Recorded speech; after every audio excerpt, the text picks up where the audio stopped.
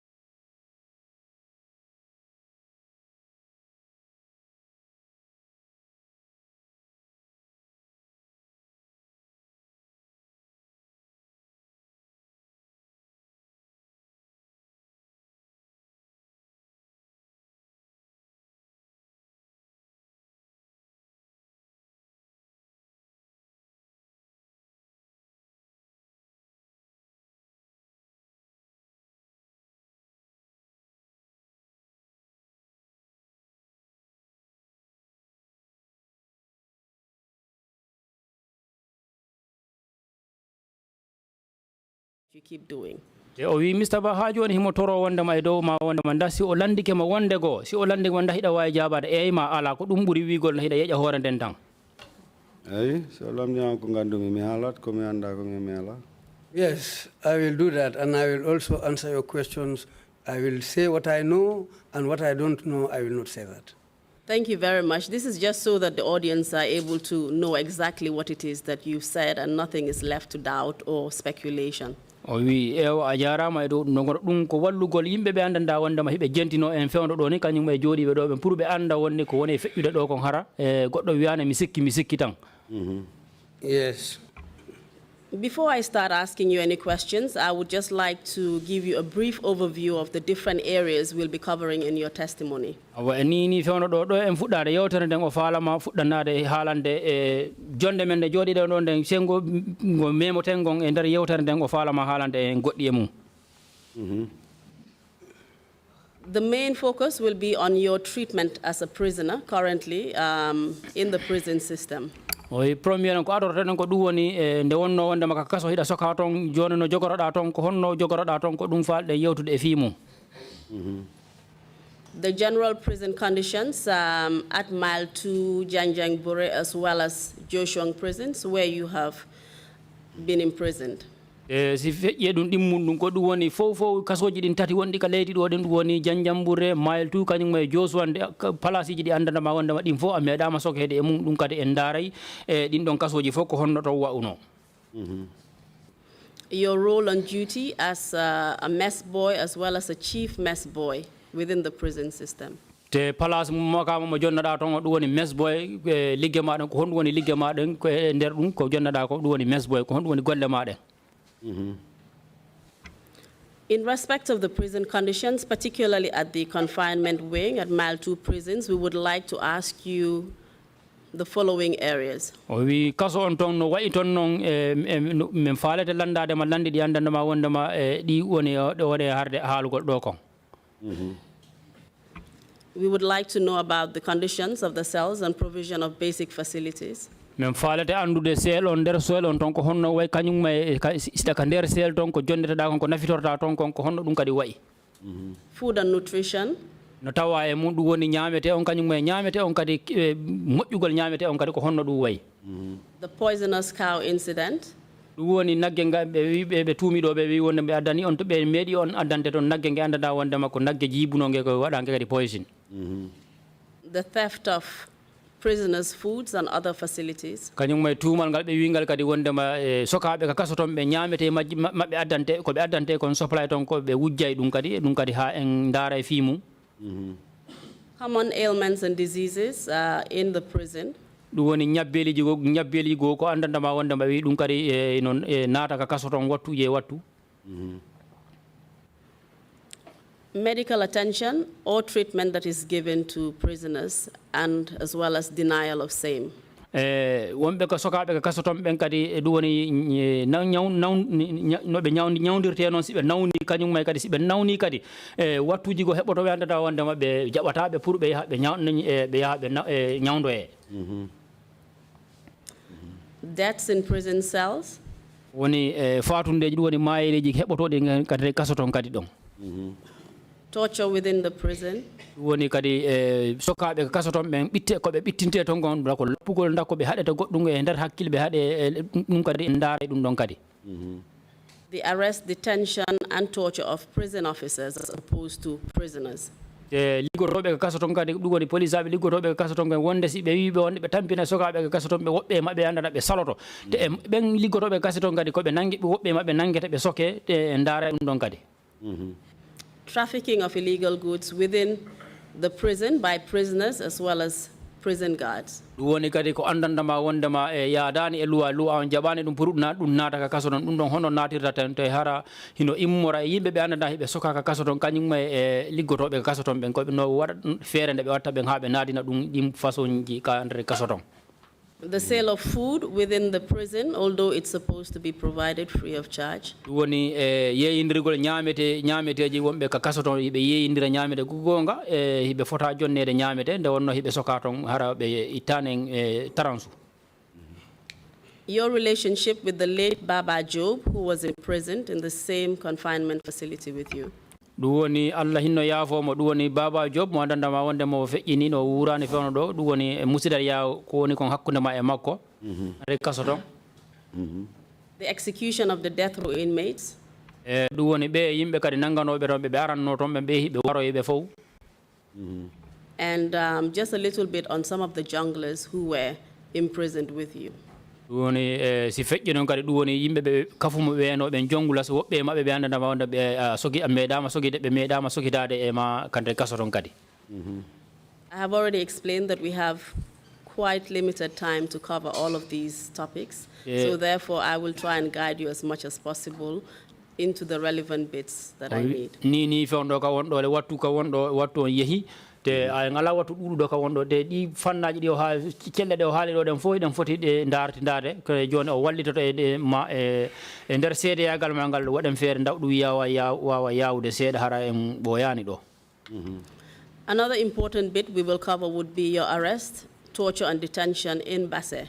ɗum ɗon kadi si feƴƴi ɗum kadi ɗum woni no feere nde ɓe annonɗa ha ɓe nangguma ɓe lappuma ɓe tampinma ɗum woni Basse.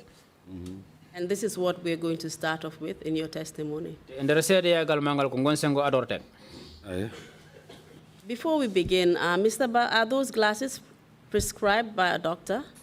Mr. Ba, ɗo en fuɗɗade seedeyagal ma ngal ɗum woni lona ɗe watti ɗon ɗen da ko docteur uɓɓe yamiri on pour yon wattoɗe gita fi gita mon ɗen.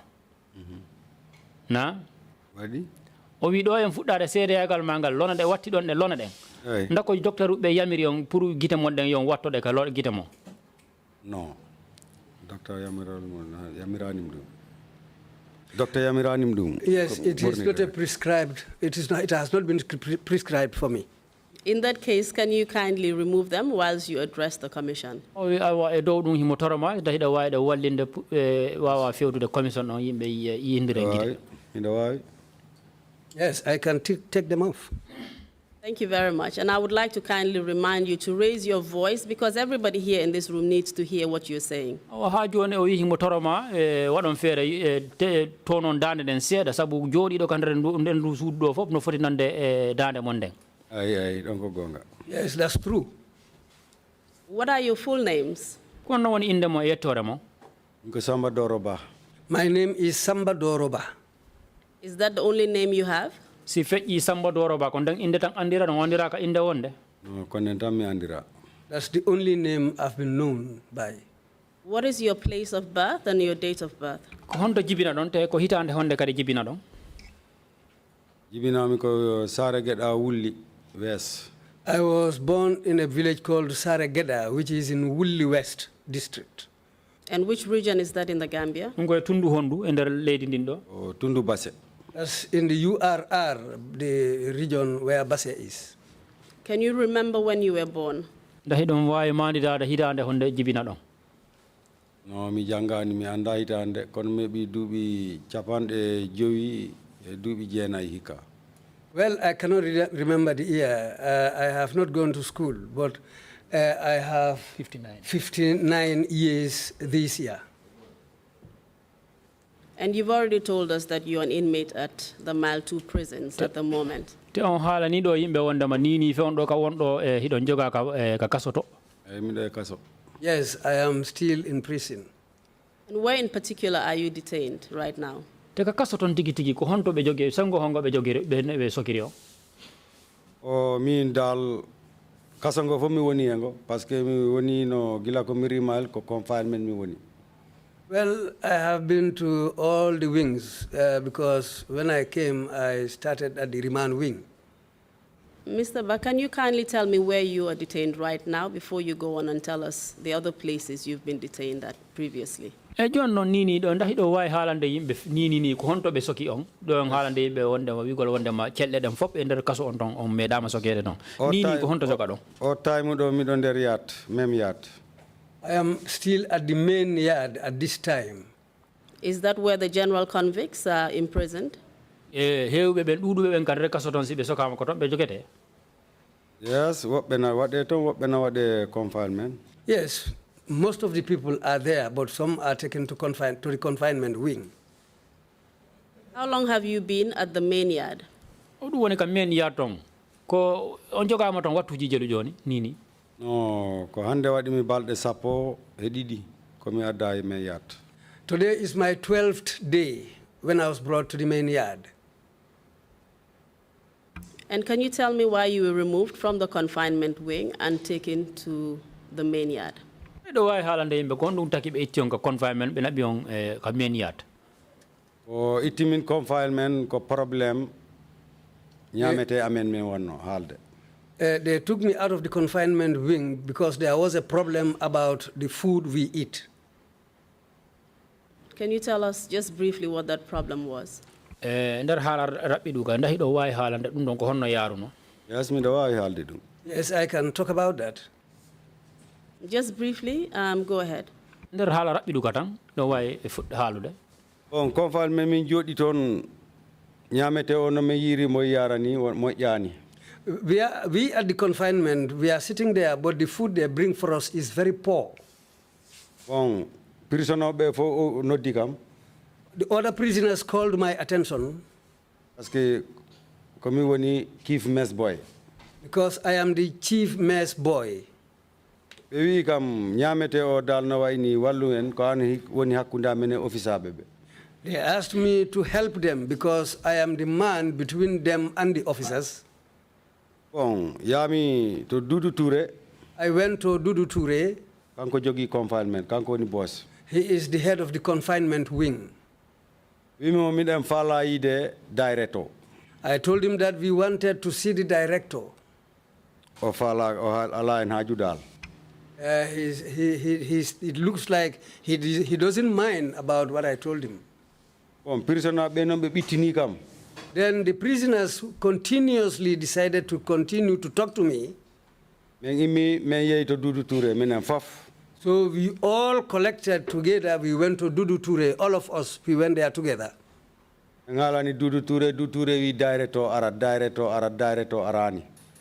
told him our mission. What he told us was the director will come, the director will come. He went on telling us that the director will come, but we never saw the director.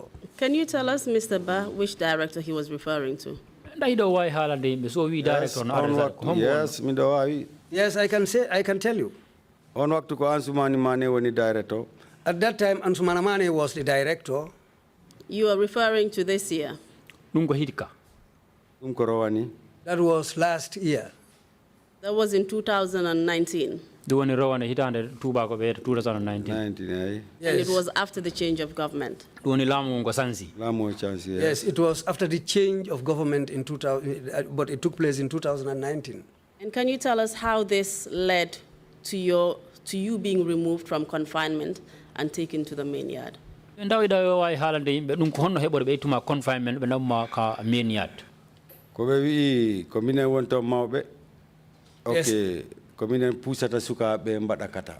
we, as I am one of the leaders at that wing, so it is we the leaders who incite the younger ones to cause problems for them in the prison.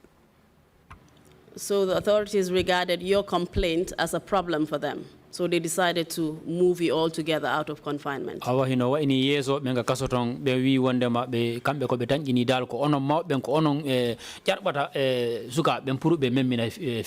Yes. Yes. Okay, thank you very much for providing that information about the food. We will go back to the issue of food, but this was just along the way. Kindly tell us what other prisons you've been imprisoned in. O wiya jarama jonnugol yimɓe on kibaru kono en yaha e fi ñamete on joni hiɗa o hiɗa wawi haalande yimɓe si feƴƴi on confinement ka jogonoɗan ko honto sengo hongo kadi ɓe sokuma e kaso ngon ɓe itti kam ɗon direct ɓe naɓi mi Josuwan min e Lamine Dia. They took me from there and they took us to Joshua, myself and Lamine Dia. Apart from Joshua, have you been imprisoned anywhere else? Si feƴƴi Joshua ndaɓɓe woodi kaɓe sokiri on kadi? No, ko feƴƴi Joshua confinement Joshua kadi ɓe wonno toon parani sa. Even in Joshua, we were taken to the confinement wing at Joshua, but at that time, that wing was not even ready. Mr. Ba, just kindly answer my questions. You will have an opportunity to say everything that you want to say about the prison conditions in Joshua. I just wanted to know the different prisons you've been imprisoned in, just to lay that foundation before we move forward. O wi ko fala tan jabo tan no lar normal non jaboro non tan en hewtay ton gon sengo to wi gol wondema ko tonno place on tonno wa uno ko fala tan pour o walina fondement on pour e hala ma kan hara ko yara ka e bane cadele. Yes, ko ɓeytimi Josuwan ko ɓe artiri mi direct ɗum woni ɗe balɗe ɗo mi arti yat. At Mahoto, mile 2. Mile 2 yard. Yes, because of that, again, I'm taken out of Joshua and brought back to mile 2 again. And apart from mile 2 and Joshua, have you been in any other prison? Obviously, fa Joshua kanyung may mile tunda wodi kaso nganda na on nabira maton kadi. Oh, min badi makati 5 months. I spent 5 months in the Janjambure prison. And which wing were you detained in there? Janjambure tonko sengo hongo e kaso ngombe nabirio. Yato. The main yard. So you have been to all the prisons in the Gambia, basically? Awa hinowa ini onon kaso ji wondi kaledi do dim fo on fera masokede mu. Andidi. Problem got on foko in mi order. Yes, I've been to all the prisons in the Gambia, but always the same problem exists in all the prisons. And how long have you been in prison? Nini kawondo gilande masoka dong e joni on hebi watu dubi jelo e kaso. Bi dubi sapo jego.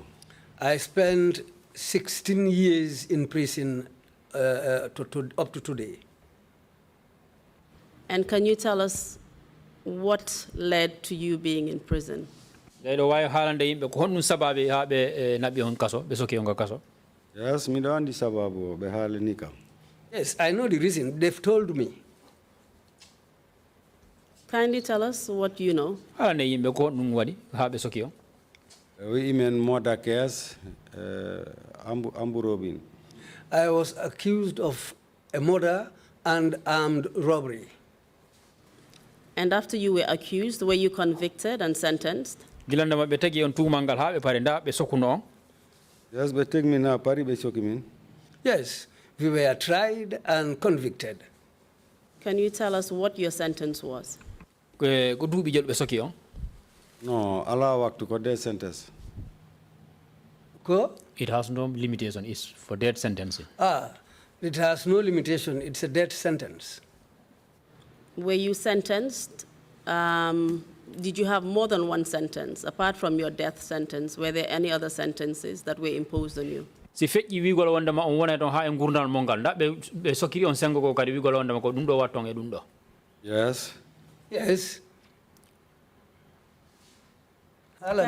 Can you tell us what they were? On dum woni don kadi. Maybe or robbery no be chokimin of life. As for the robbery case, I have been convicted for life. So you had more than one case in which you had been tried and convicted of? Awa hino wa ini tuumal ngal be tegingol e hoore ma no buri goto. I gonga goto alain. Buri goto na tuumal goto be tegi e hoore ma. Wana ko tuumal goto didi be mbadimi. Yes, I was convicted on 2 counts. You've already said that in relation to the murder, in relation to the armed robbery, actually, you were sentenced to life. What about in relation to the murder? What were you sentenced to? On wido wonde ma dum woni robbery on dum woni hippagol neddo e fitina wujjugol kadi e hala hade jogi bagage joran pour hara gagnemo awi dum don ko der gurdal mangal be sokuma joni awi moda on dum woni warugol neddo dum don be sokima ha e dum don ka fota do warede. Yes, as for the murder case, that one I was sentenced to death. Can you kindly tell us what led to your arrest and detention? Da hidon way halande mi ko dum sababi e nangugol on habe joddina on dula goto. Sababu ko be nangiri me? Habe joddima dula goto. Yes. Ko be tumi mi ko wadi sababu habe nangiri. Yes, is these accusations, because of these accusations of murder and robbery, that's why I was arrested. Tell us how you were arrested. Wala yimbe ko honno be nangirma. Yes, mi do ay halde no nangirami fof. Yes, halu. Okay. Mi imi sare amen, sare geda. I left our village, Sare Geda. Ye korosema manda duany. I went to a junction called Crossman Mandaduany. Can you tell us when this was? Dum ko honda dum dum wadi. Ko mi yata don ko 2003 mi yehi korosema manda duany. That was in 2003 when I went to Crossman Mandaduany. Please continue. I will interrupt you from time to time, but please feel free just to continue with your testimony. Ina way kondinde hala ma kan kono wattuji go heboto wanda na wanda mo tajita yeso ma pour orlando ma. Okay, ko mi yehi number manda duany. When I went to Mangadwine, 2003. it was in 2003. When 2004. I was there till 2004. Ami darnani ora am galle ami pari. I built my compound there until it was ready. Lumo mango watadon, lumo mango fona da bagaleji don. Because that place, they used to have a big weekly market there, locally called Lumo. Minya amna Spain. I have a younger brother in Spain. Mi wallu dum heba don galle kanko kadi. After building my compound, my younger brother in Spain also asked me to help him so that he can also have a compound there. No problem, galle jarga. I told him that there'll be no problem. I went to the Alcalo's compound. I told the Alcalo. Samba da jogi gese. Saidi awarna dum ton galle mo jidda fo dum wana problem ko yimbe men dabbata. He told me, Samba, this village, we are looking for more people to come and settle here. But you have land where you used to cultivate. You have a lot of land.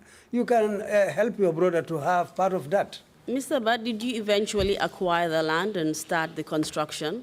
Mr. Ba, kasa kitorunda ahebuno palasong futi da darnu gongol? Yes. Anami futi darnu. Yes, I started building. Kindly tell us what happened after that and what events led to your actual arrest. Joni da way halande be ko honnum sababi gilande ma futi da darnu gongol ko honnum ha wonnum sababi ha nongol ngol ari. Okay, mi fuɗɗu darnude galle o mi waɗi ɗon ko 1 month so tan miɗen golla. Ɗum ko galle ma hoore ma an. Galle am no galle miñango. Yes, Ni after galle am mi pari galle am de. I have completed building my own compound, but when I started building my younger brother's compound up to 1 month, Parce que tam mi fiyi tuufe ko yata e temejoyi tuufere. I had already made about 500 blocks. O ñalande wotere tan police aɓe. One day, then the policemen, Pick-up ji kanji tati. they came with 3 pickups. Yari ɓe waɗi galle am o rawun. They came and surrounded my compound. Min taw mi ala to miɗo to ngesa. I was not in the compound at that time. I was at my farm. Bon surga am rumannoɗo e galle am na rema. I had one man who came to spend the rainy season in my compound. He was weeding at that time in the compound there. On tawi kam to ngese to wi kam police aɓe na heewi teb galle o ko ɗum waɗi. He came and found me at my farm and told me that policemen are full in your compound. What has happened? Imo ami mi anda di ko waɗi. I said to him, well, me, I don't know what has happened. Imo kono fato mi yaha mi laara ko hoɗum waɗi. I said to him, but let me go back home and find out what is the problem. Mi artu mi annan mi damal am galle ɗo. I came until I entered my compound. Mi puusi damal galle ngal mi naati mi tawi fof ko police. I opened my compound's gate and I went inside and I discovered that my compound was full of policemen. Can you tell us what kind of policemen were at your house? What unit of the police? Gilande ma yahudon ton ha natu no kan galle. Ko yimbe police sifaɓe homɓe wonno ton sengo homɓe e police ko jagase ɗum waɗi paramilitaire ak police. Well, they were mixed. You have the paramilitary and the police. How were the paramilitary dressed? Paraji ɗin ko hon ɓoɗ coñci sifa hon ɗum ɓe ɓorni no. Ci ɓaleji ɓe waɗi coñci fof na ɓawli fof. They wore black. The paras wore black, all of them. Did they carry anything with them? Nda gila ɓe arno ko galle mo tan ɓe woodi ko ɓe jogino e juuɗe maɓɓe. Ɓe fof na jogii fetel. They were all armed with guns. Were they armed with anything else apart from guns? Si feƴƴi fedelji ɗin ndax woodi kadi ko ɓe jogino. Ɓe jogii bottle gas. They had bottles of gas with them. Dal ɓe jogii ko heewi bagage. They had a lot of equipment with them. Bon gila mi naati nawde galle. When I entered the compound,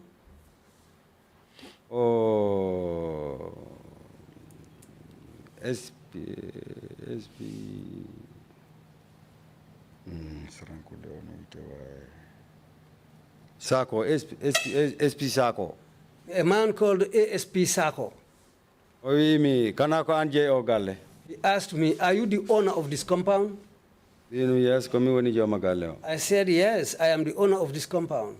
He He asked me, are you the person called Sambadoro? Yes, komi woni Sambadoro. I said, yes, I am the man called Sambadoro. On time, ku kama mbendi udidon. On time, Mi do wadi jaga soda. Sabuta be putdi lapudem. that time they started beating me, so which really made me to become confused. Mr. Ba, can you just tell us who Mr. Saho was? Was he a police officer or a paramilitary officer? Police officer. He's a police officer. Did he appear to be the leader of the group that came to arrest you? Da, ema, gila yida motong. No holima wanda ma kanko no yeso kafu ontong. No, ohal nani on time ko kanko woni mawdo. At that time, I didn't know, and he didn't tell me who was the leader of the group. You said they started to beat you. Can you tell us on whose orders they started beating you? Awi wanda makadi yida rambe dima lapude. Nda ida wa halande be ko do kongol hongol be yamiro gol hombo be wuma lapirde. O wi tan ko woni joma galle wi mi yes ko mi woni joma galle. Ko woni Sambadoro mbi mi yes ko mi woni Sambadoro. Suka wonno do bawa makko mbendi, wi muste mbendi. Yes, the moment he asked me, are you the owner of this compound? I said yes. He asked me, are you the man called Sambadoro? I said yes. There was a young man behind me called Mendy. He took his AK-47 gun, the knife which they fixed on the gun.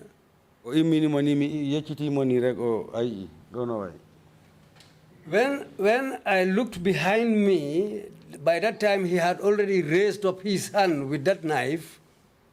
Then he struck me with the knife. Then I asked him, do you want to kill me? For what reason? I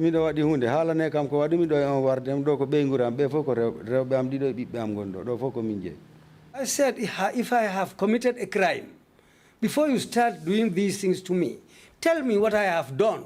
Look at my wives, and these people and these children are my children. Before you fall on me like this, tell me, what have I done?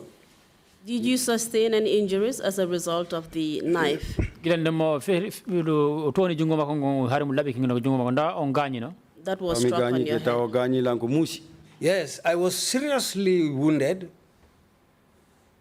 Can you tell us the nature of the wound and what was happening at that time? Then ganyande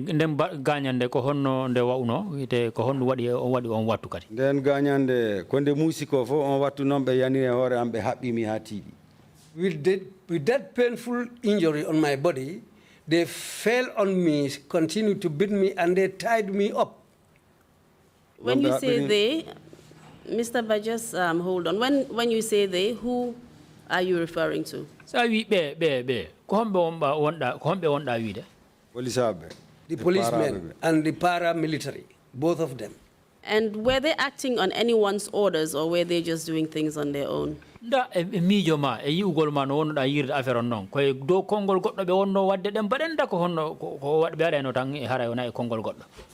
time kay mi anda e hodum be gonno parce que min do gon mi do mi tampi mi anda do gon mi anda ko be ngebbi waddem. At that time, I cannot know whether they were giving orders or what, because I was in severe pain.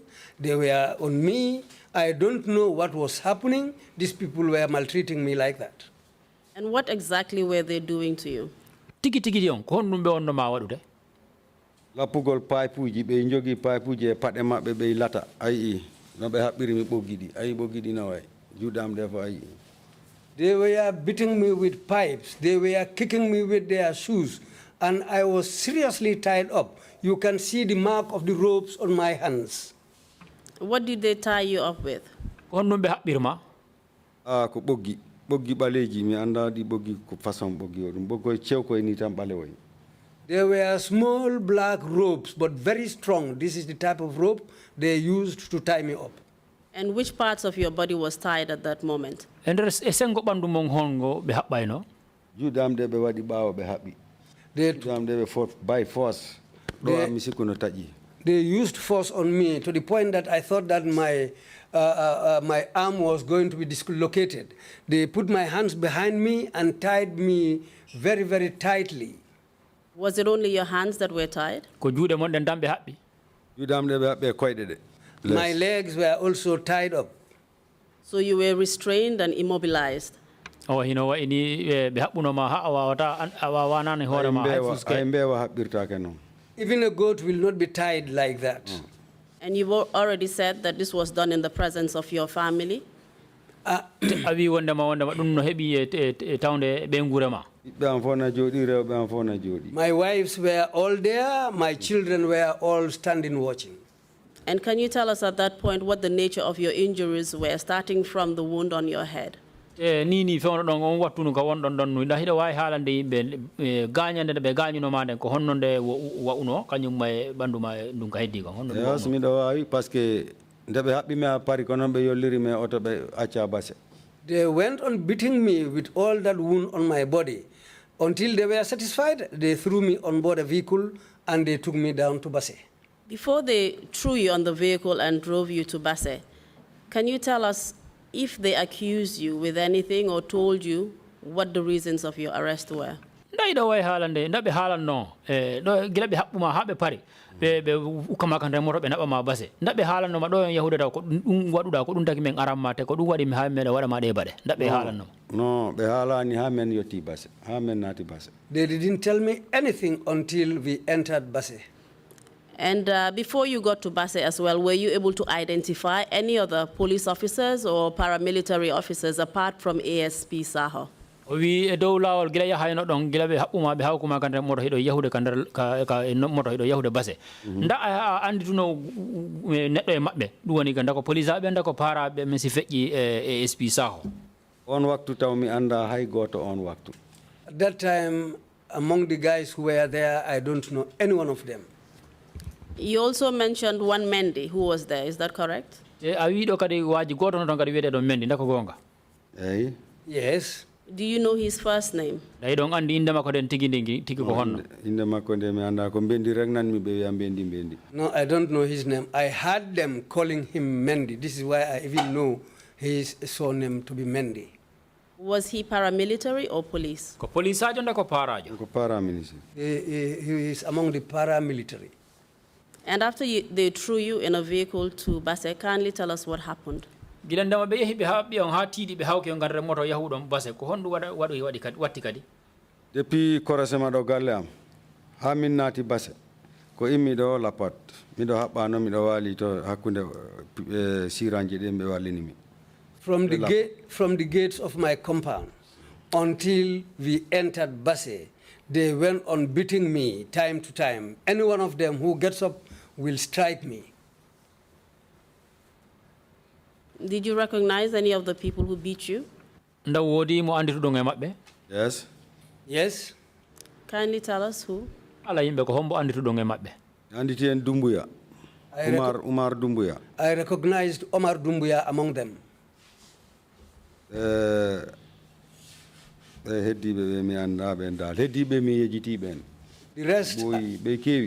The rest I cannot remember all of them. There were a lot of them. There were plenty. Konyaji. There is one among them also called Konyaji.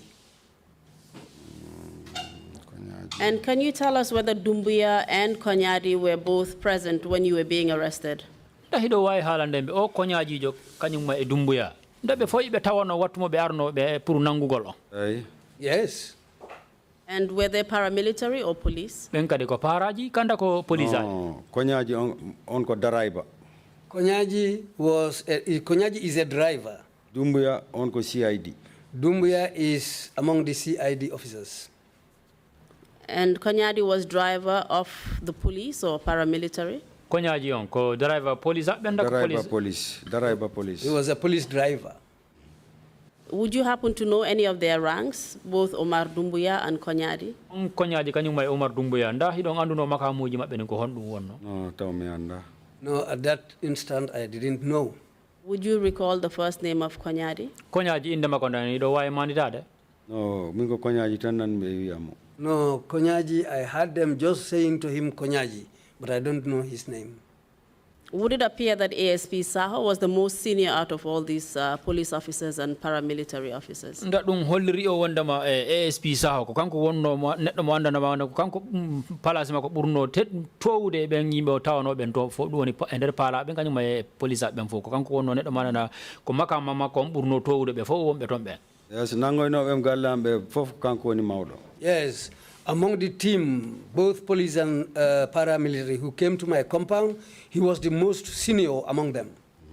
And apart from the paramilitary, the police, yourself, and members of your family, were there any other people present during your arrest? Wattu mo ɓe arno nangugol ma si feƴƴi an e paraji ɗin kañum e ɓe gure ma ɓe kañum e police ɓen tawanoɓe ɗon ɓe nda woodi woɓɓe kadi tawanoɓe e nangugol ma ngol.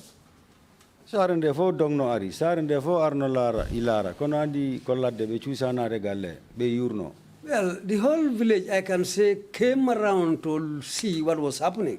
But as it was a village which is in a remote area, nobody dares to enter the compound. They all stood outside the compound. Can you remember how long the beatings went on for before you were put in the truck? Ndahiɗo wawi manditade ɗum woni gila ɓe nangi on hiɓe lappugol on da. Hiɗo wawi haalude manditade lappugol ngol yeehi ha wattuji jelu ma minitaji jelu. Miɗo maniti balɗe tati miɗo lappe. 3 days miɗo lappe. I can say that the beating that went on for 3 good days. What I meant to ask was how long the beating at your house went on for before you were arrested. O wi ko woni ko landade ɗo eɓe jaggude ma ɓe naɓude ma ka galle ma ka suudu ma lappugol ngol ɓe lappuma ton kon ɗum heeɓi wattuji jelu ma minitaji jelu hiɓe lappama ɗo eɓe naɓude ma base. ɗon mi anda no foti par ce que gila miɗen ɗon ha min giwi ɗon mbima ha min naati base ko lappugol gila galle am ha base ko lappugol. I cannot remember the time span of the beatings, but they beat me until they put me on board the vehicle, and all the way going to Basse, the beatings continued up to the time we entered Basse. And you've already said that those who participated in your beatings during the journey to Basse were Konyadi and Omar Dumbuya. Te a wiɗo wondema e dow lawol fof gilandema ɓe yahayno ɗon kan remmoto yahugol ha Basse kaka sare mo ha Basse tawaɓe e lappuɓe maɓen ko ɗum woni koñaji kañumma e Dumbuya. Dumbuya e Mbendi. Dumbuya and Mendi. Koñaji Dumbuya Mbendi. Konyaji, Dumbuya, and Mendi were the people who beat me most. And at that point, were you the only one who was arrested? Was there any other people who were in custody in the car or other cars that had come? On watu nda ko anta woni neɗɗo mo andanama wondema hiɗa nanga kandre moto ton nda woodi wonɓe ɓe wondunoɗa toon nda ko anta wonno e jungo. On oto komin taw wonno e oto kono goɗɗo na ɓaawo amen e oto on kadi ko nangaɗo. Yes, the vehicle where I was the only one there. But one of the vehicles behind me also had another person who was also under custody. And who was he? Hombo wonno on ɗon moto wonnoɗo ɓaawo mo nangaɗo. On ko sarankulle wiye Baleme Sohna. The man is a Sarahule man called Baleme Sohna. And can you tell us whether he had anything to do with your arrest? Nda on Baleme Sohna. Nangugol ngol ɓe nanguga mangol nda hiɗum hiɗo ko gotum. Ko gotum ɗum ɓe waɗi men tuumal kono noon men nangidaka waktu goto. Yes, he was also accused of the same crime as me, but we were not arrested at the same time. Do you know how he was arrested? Nda hiɗa andi ko honno ɓe yaari ha ɓe nangi mo. Yes, ko ɓe haali ko mi nani. Well, what they said and what I heard from them. Who is them? Sa wi kamɓe ko hombo woni kamɓe. Kamɓe polisaɓe ñoom kamɓe Famara Diallo en Dumbuya en. The policemen, Famara Diallo and Dumbuya and the other men. Tell us what they told you. Haala yimɓe ko honno ɓe wi'uma. Nde min yetti Basse ƴiƴanɗanta yuppima ha joni mi wawa haala mi wawa jooɗo ko ɓe miɗo waali rek. When we reached Basse, I was just flat because I bled a lot on board the vehicle. So by the time we reached Basse, I was almost semi-unconscious. Where were you bleeding from? Ko hondo wonoɗa yaltinde ƴiƴam. Hoore am nde ɗo e ɓaawo am ngo dote ɗum fof ne yalta ƴiƴam da. The main wound was on my head, bleeding, but other parts of my body also bled, like from my back. And was that as a result of the beatings you sustained? That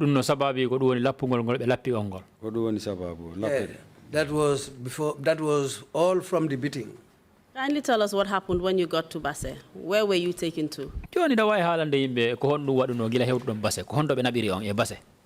Oh, kodo police line do tambe wadimi. They took us to the police line in Basse. Famara Jallo arrivi ikam Samba mi nam. Famara Jallo came to me and said, Samba? And I said, yes. Ui rawani. Warano be rawani sarang kulle baranodo. Njaka ko guru mada. He said to me last year, the Sarahule man who was murdered, on the whole it was you and your group who murdered the man. Imi Famara Jallo ina, wi mo min ko do mi jibina. I said, mi bandi hay goto anda du mi meda andu ko ni nguika mi wujata. I said to Famara Jallo, I said, Famara, he said yes. I told him I was born here. I don't know the art of stealing. I have never stole from anybody. I will not do anything like that. Wi mi Samba minum nam, wi mi an andi mi halanoma minangete mi bonuma aduna. He said to me, Samba, I said yes. He told me, well, if you can remember, I once told you that I will catch you and I will destroy your world. I said to him, Famara, what have I done to you? He said, did you forget where we met? Yes, I told him, yes, I can remember where we met. But the lady in question we were all after was not your wife. She was not my wife. She was a woman. She was a free woman. Mr. Ba, who was Famara Jallo? He was the commissioner of police in Basse. And you've mentioned that you had a problem surrounding a lady. Yes,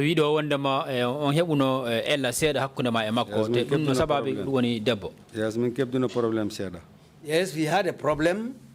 And you're saying that is the reason why he had it in for you. Yes,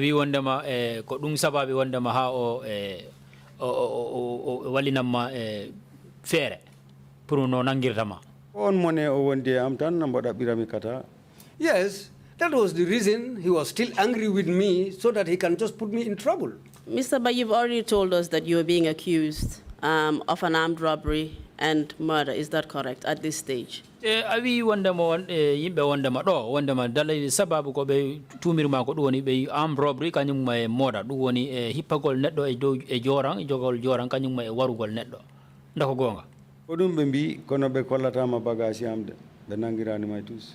That's what they said, and that's what they went on saying. But they have no proof against me. They cannot show anything like anything that they caught with me. And that is the reason you were arrested and brought to the Basse police station. That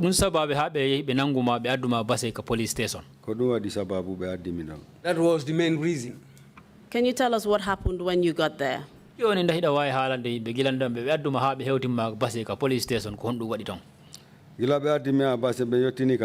When we arrived at Basse, I never had peace again. Because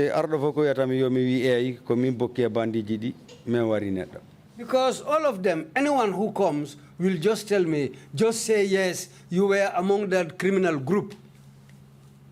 I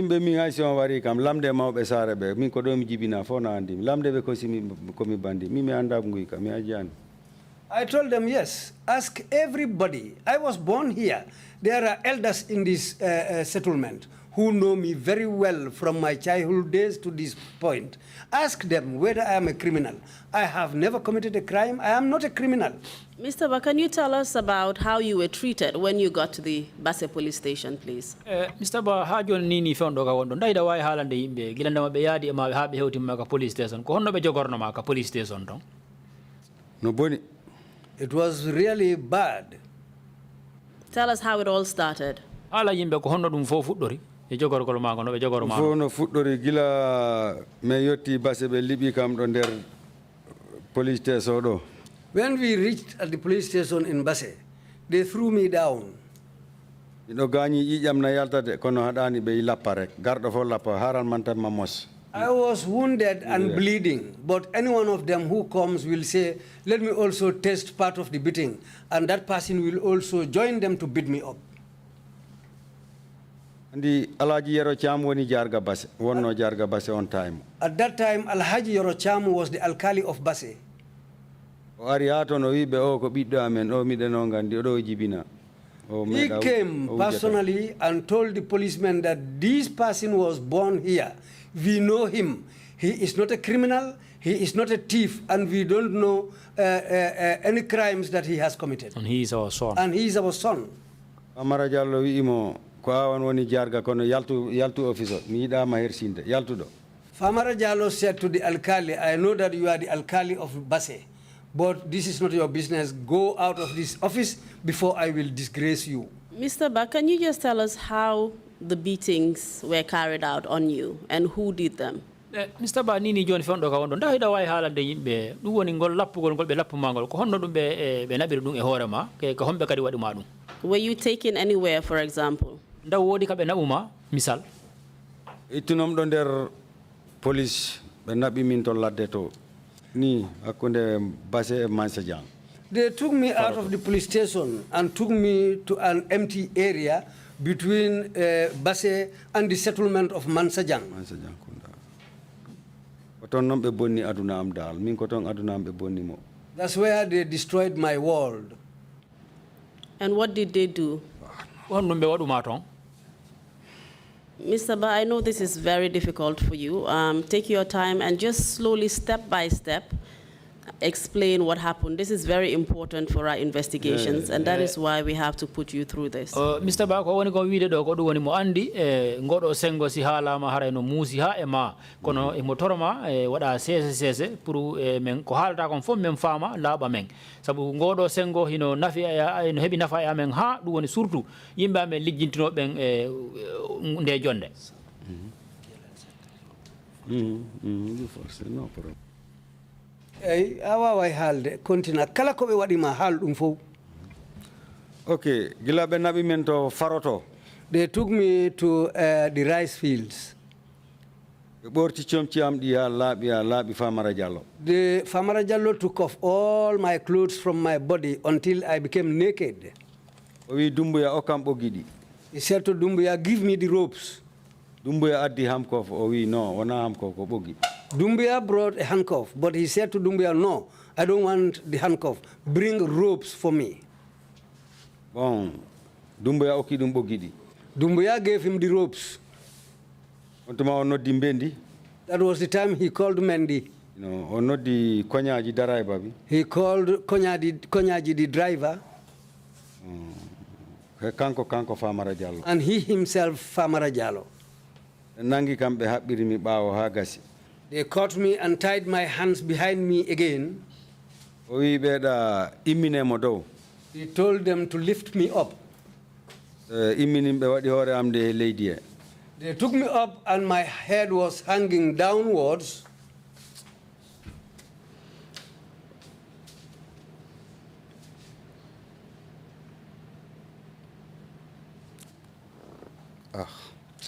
Mr. Ba, so that we can understand, are you able to continue?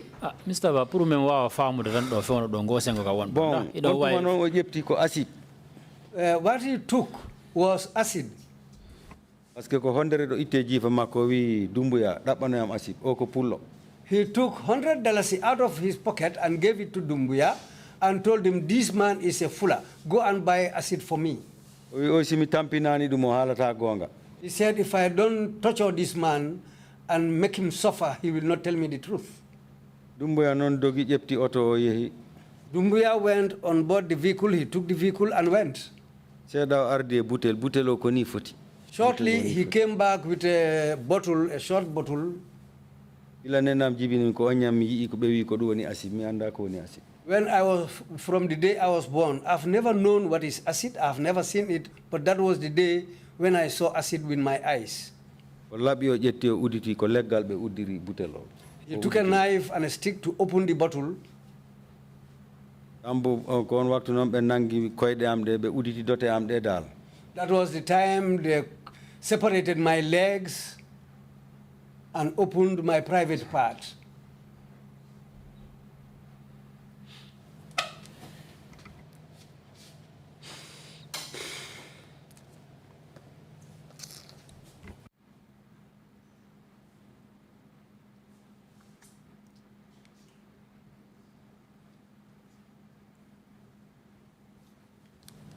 Bon, gila wadi midum. When they did that, Yepti butelo dal mo jogi ton goddum. Wayno jamdi ni wadi lebi. when they opened the bottle, he was having something, a stick-like something. At the top, it looks like it had brushes on it. That's what he will put inside the bottle until it's fully wet. And he will take that and put it in my backside. The pain went all the way to my head. In fact, the pain, I always think that somebody was having a knife and turning this knife in my head. Then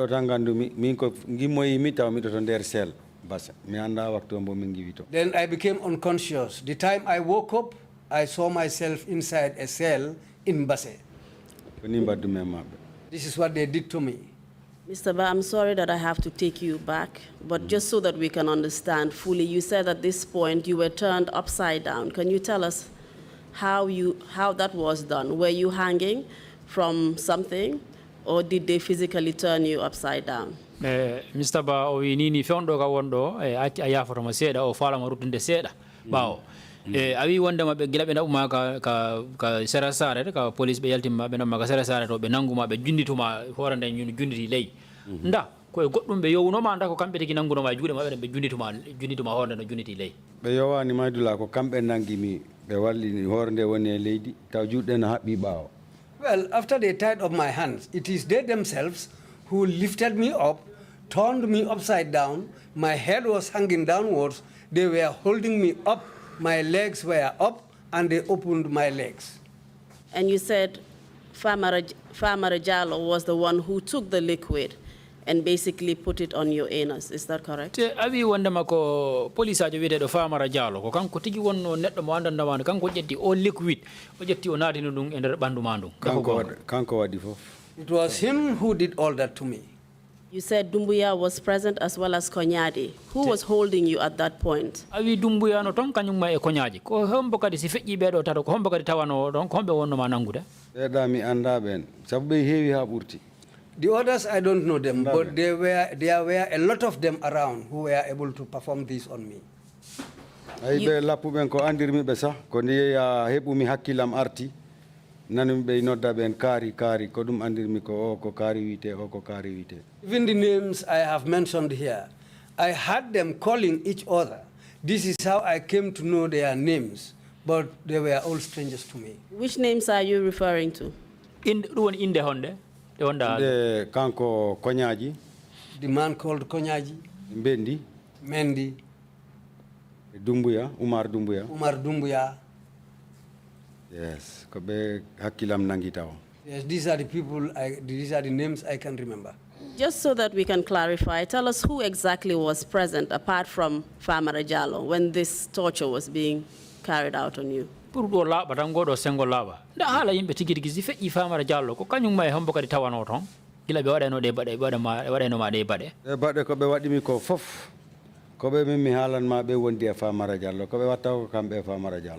The names I mentioned here were the very people who were standing present physically when they were doing all these things to me. And the names that you mentioned were Mendi, Dumbuya, Konyadi, and Farmer Jallo. Is that correct? In the Mendi, Dumbuya, Konyadi, Kanyuma, e Farmer Jallo. Yes, these are the people I can remember. And can you describe Dumbuya to us? O Dumbuya John, Dahido, why John de May, Missal, ko netto si façon hondu, ko way. He is a tall man and fair in complexion. And you already told us that he was a CID officer at the Basse police station. Is that correct? Awi wimbe wonda ma on jamanu no hari ko CID o wonno ka Basse ka police station ton. Kanko CID on nabi kama office makko kadi. Yes, he's the man who said he's from the CID unit, and he took me all the way into his office. And Konyadi was the driver, the police driver that drove you from your hometown in Kosema to Basse.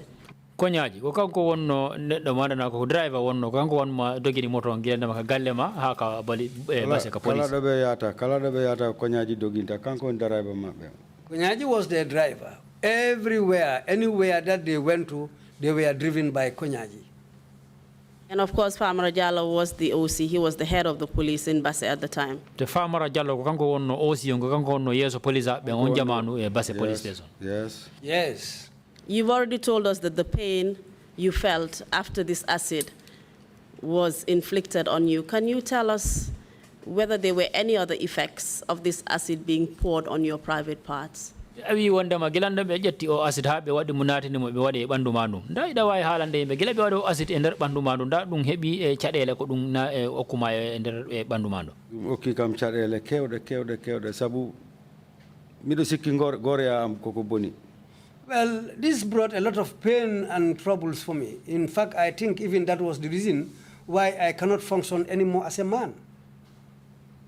You only mentioned that the acid was actually put on your anus. Was it put on any other part of your genitals? Awi ko wiida do yimbe kon ko du wiida acid on kandar rotere ma tan be wadi dum nda be wanno dum gade acid on gade yeso ma yeso am go dal ko be wadi ga dote ga ko dum andi ko ndiyam dogi area nangi tubamba. Yes, as you know, the acid is liquid. So when they put it in my anus, it rolled down to my private part, and I think that's what affected me. And what happened to your private parts? Apart from the pain, what happened to them after this acid was put on it? Acid gila be ha be way be bi moy ba ma ha dum hewto yeso ma ton kon dum tampere hon dum wanno e bandu ma dum tampere maunde wadina tampere maunde. I suffered greatly, immensely. And when you looked at your private parts, what did you see? Si andarte diga yeso ma kon dum yeta ayat batte ko gañino ko ayay batte mudum ko gañi ko. If you look at it, you will see the signs and marks it caused on my body. And I'm asking you what you saw at that particular time. What happened to it? What was the sight like? Koy on watu on jaman on tigi watu mo be wanno ma dum yeso ma ko hondu yi ayno da o watu on tigi o musse kitam mi yanno mi wala wullu mi nyalla wullude ko Allah e baba job sa walli mi seda.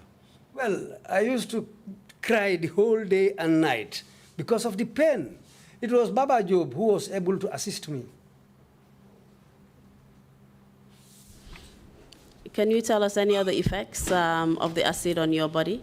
Was your skin intact, for example?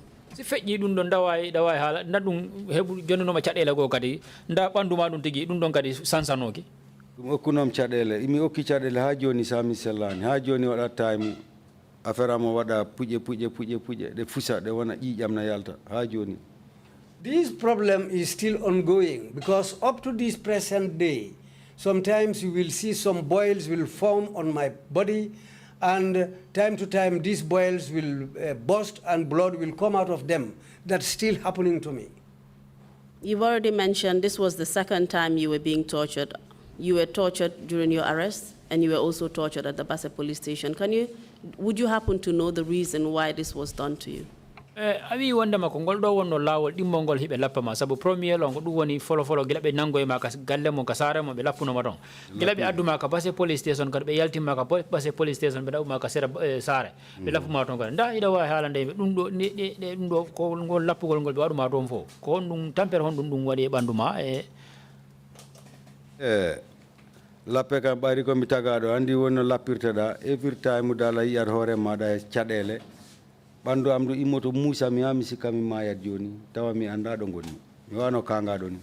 Yes, because as a human being, the beatings they meted on me is still having effects on me. Sometimes when the pain starts, my whole body will pain me up to the point that sometimes I'll think that I have gone mad because of the pain in my system. Sometimes I don't even understand myself. Mr. But the question was, do you know why you were being beaten and tortured? We call and go do in the hit Andy. Udalila Hondu Sabah haben Nanguma Lapuma. Baby ko amburo bin me wadi encore me dengi murder case ko dum baby mi non mi anda. They accused me of murder and armed robbery, which I don't know about. And why were you being beaten after you were accused of robbery, armed robbery and murder? Yone ko hondu dalilu ki sababu hondu wadi be lapuma genda be tuma be wonda ma ko armed robbery kanyum me murder wadda ko wadi be lapuma wa do Don na jaki ni mimi hora.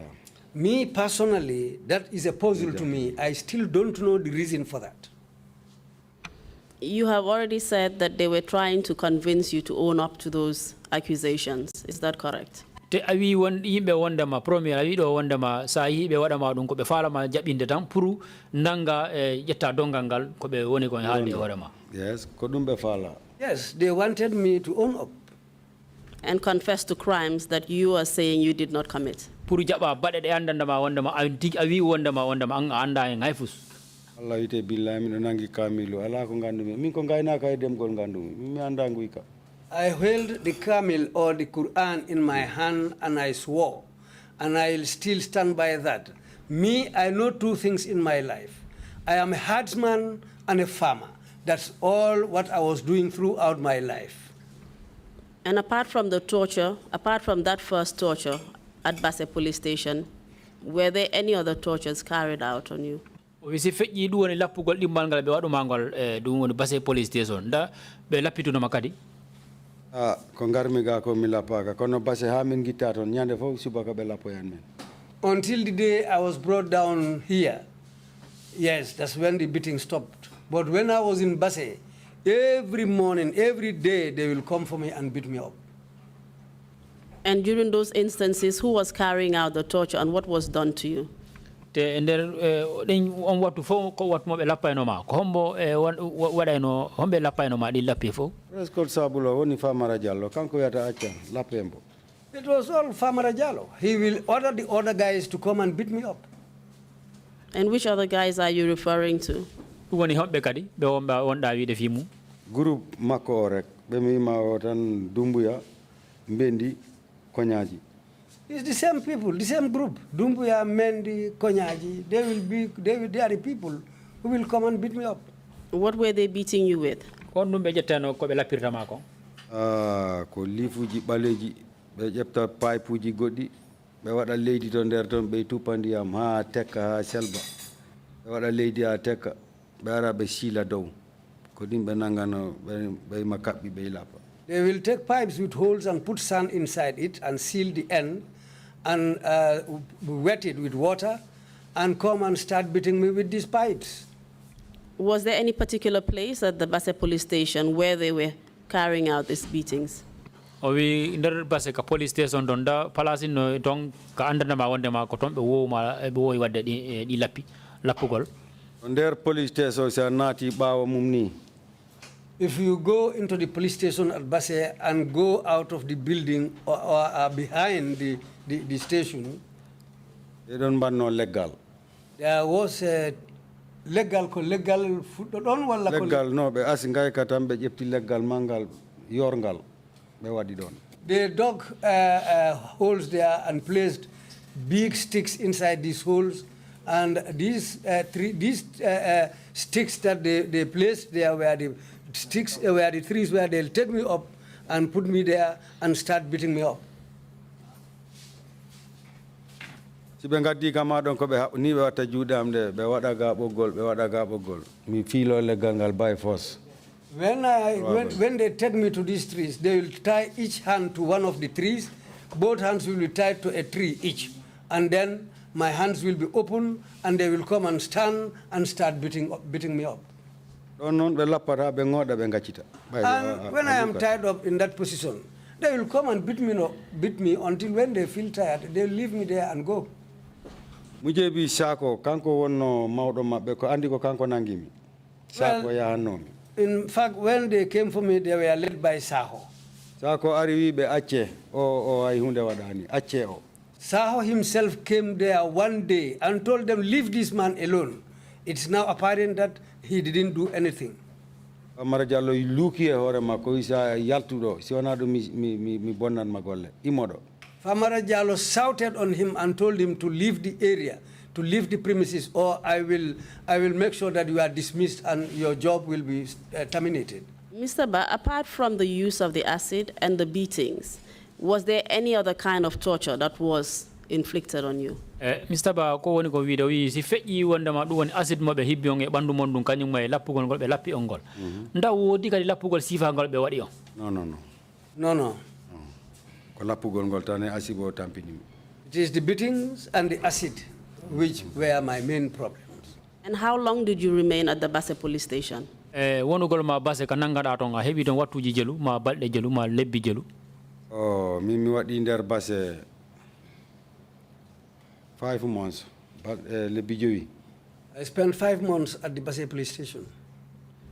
Mr. Ba, were you taken to court at any point whilst you were detained in Basse? Jamanu mo ɓe nangunoma on Basse ka police toon nde jamanu heɓi ke mo ɓe naɓunoma ka court? On tuma ɓe ittimi ɗon ɓe naɓimi Madisire Balde. On tuma ko Balde woni ñaawowo Basse. They took me to Balde. Balde was the man who carries out trials at Basse. And can you tell us at what point you were taken to the court in Basse? Te ɗayɗo wawi haalande yimɓe kadi ko wattu hombo hewti ha ɓe naɓuma ka suudu ñawirdu Basse? dal mi wondi e ɓe ɗon ɓe waɗi ko ɓe faala ko ha nde ɓe tampi ɓe naɓi kam ñawore. I was just with them.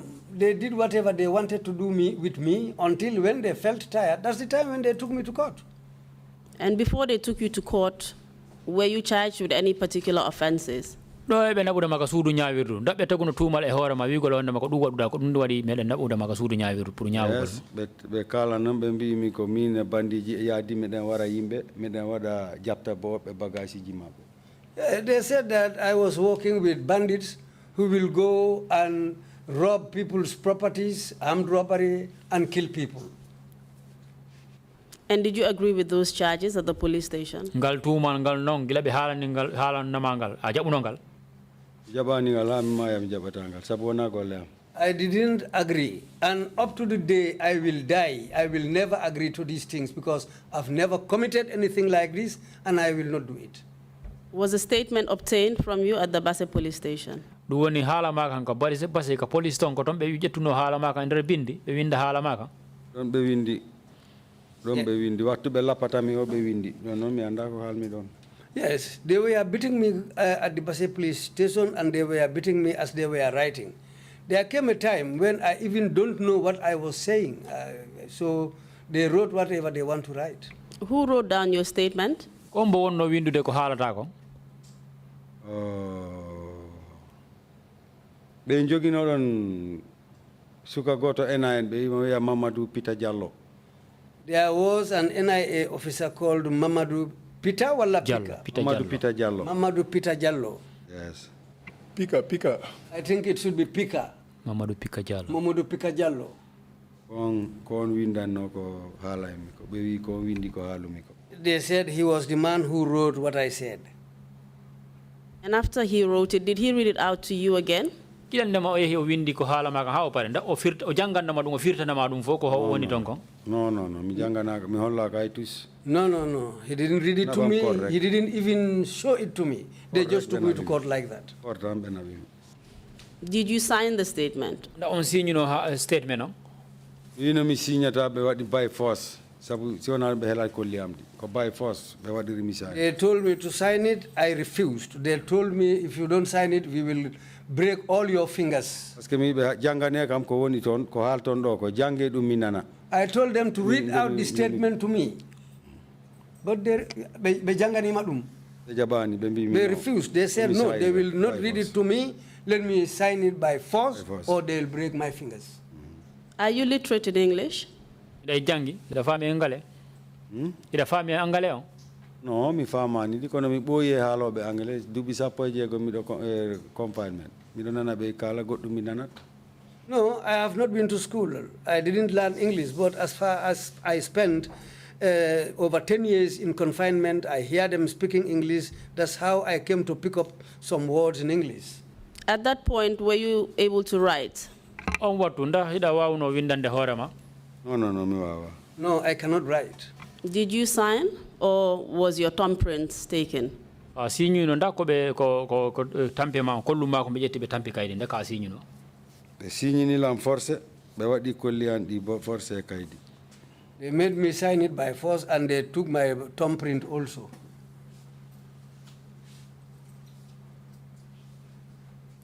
And can you tell us what happened after that?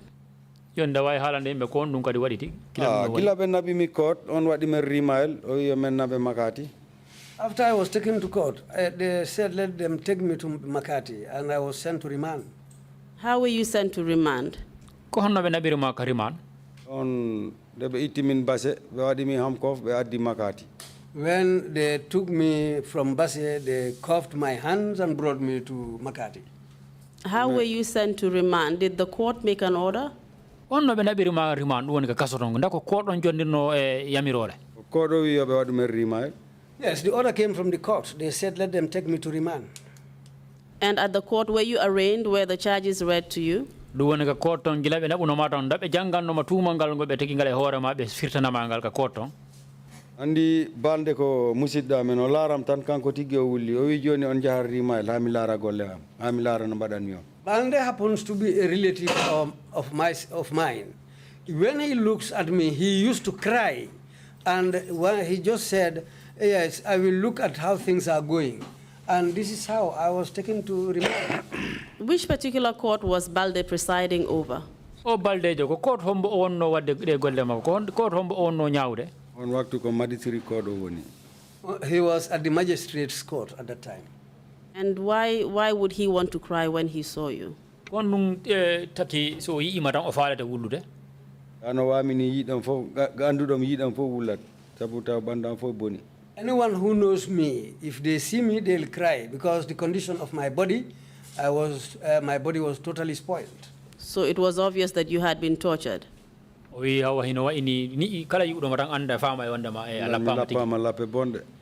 anyone who sees me will know that I was severely tortured, I was severely beaten. And did the magistrate say anything or do anything about that? Magistrate on gila uno manda o wadi ko hali munda o wadno hen goddum kadi. Oui, mi do ideal kono mi susa si mi alan min golle am bonat encore mi do be mi wawi bonnude min kadi. He said he wanted to say something, but if he says it, his job will be terminated. He is afraid for he himself of what the consequences if he says something. Is that what he said to you? Dako dungo halam ma antigiri. Ko dum tango halani kamo inabe yo mi yab makati me na kasoto. Yes, after he said this to me, he said let them take me to Makati to the prison. Were you represented at this point? On court on gilanda ma yahono randa wodara ni roma esengo luwa on lawyer. Yeah, de min gari min gita makati min gari do ko darani no mi ko nenne cham. When we were taken from Makati and brought down here, it was Nene Cham who stood for me. So at that point, you were not legally represented in Basse? O awa hino wa ini Basse tong feondo tong Basse gilanda wa bena uno maka ko tong ala hebano darani do ma esengo luwa. Taw mi ala lawyer mi ala darani do. No, nobody stood for me at Basse.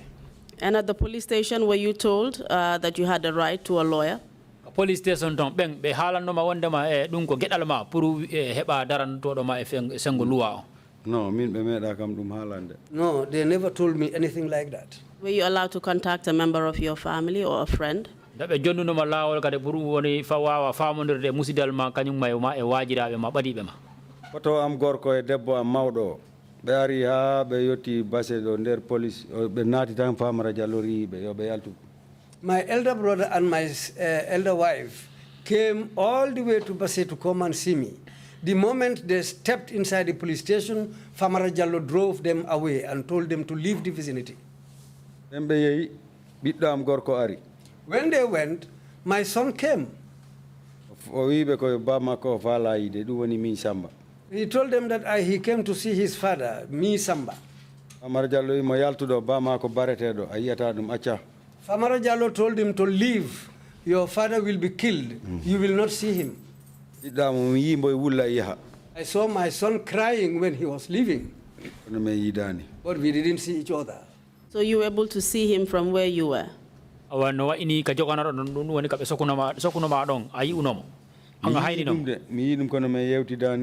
Yes, I saw him at a distance, but we were unable to communicate. What about your wife and uncle? It's not my uncle, it was my wife and my elder brother. Thank you very much for that clarification. Yeah, though I didn't even see with them. And what happened after you were remanded? Where were you taken to? They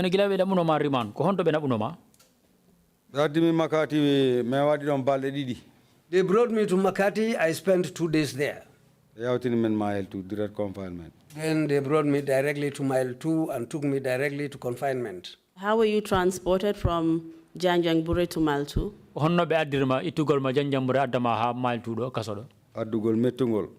I was brought in a very difficult way.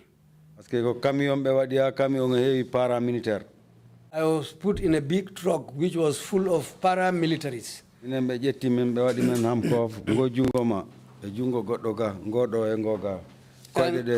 I was brought with orders. What they did to us, they will put cuffs on your hand, one of your hands, and put the other end of the cuff on another person's hand. So we were all handcuffed together. And legs were shackled too. When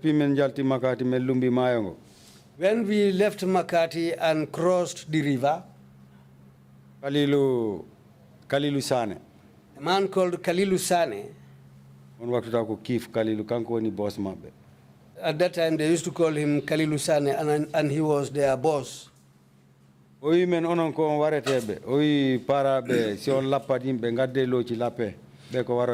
He told them, these people are going to be killed. If you want to beat them, bring sticks and beat them up. They are going to be killed. Well, those para men were young men. What they know all about what they know is beating and killing. They were beating us all the way from Makati until we reached Mile 2. If one beats somebody up to a point, another one will come and say, okay, now it is my turn. Let me also take my turn. That man also will start beating us. And apart from Kalilu Sane, was there any other officers that you recognized who were beating you? Si iwi Kalilu Sane, no wodi goddo e majjidin mo anduda imo tawa ben polisabe wala parabe mo anduda adu andimo wala adu andi inde makko. It was a large group. If I see them, I will recognize their faces, but I cannot call names. I don't know them. What about the prisoners who were being transported? Can you remember one of them? Yimbe manduda be ni nangi dumen yimbe manduda ko onon ben nanga adu andi benna. Yes, mi do andi o taw Baba Galle na hen. Yes, I knew others. Baba Galle was one of us. Bale me sokona na hen. Bale me sohna was among us. Sunkaru Kante na hen. Sunkari Kante was also there. Yerobalde Mansejang mo hen. Yerobalde from Mansejang Kunda was there. Dr. Tarawale, Bambara Malian. Dr. Traore, he is a Bambara man from Mali. Goddo kadi onne ko Bambaranke Malian wiye Famanta. There was another Bambara man from Mali called Famanta.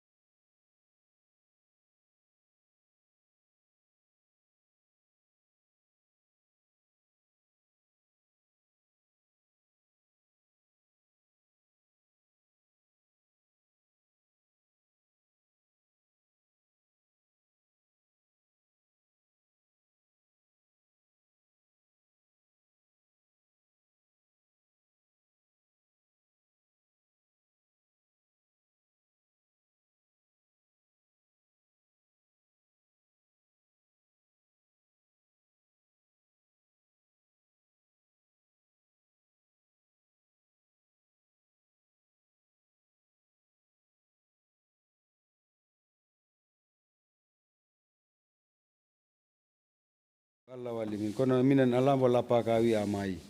Before ko lapa wi amai. Well, it was just by God's grace or Allah's grace that we are living today. But all members of this group that I mentioned were all beaten severely. They were all severely beaten and maltreated. Can you tell us examples of what kind of injuries they sustained?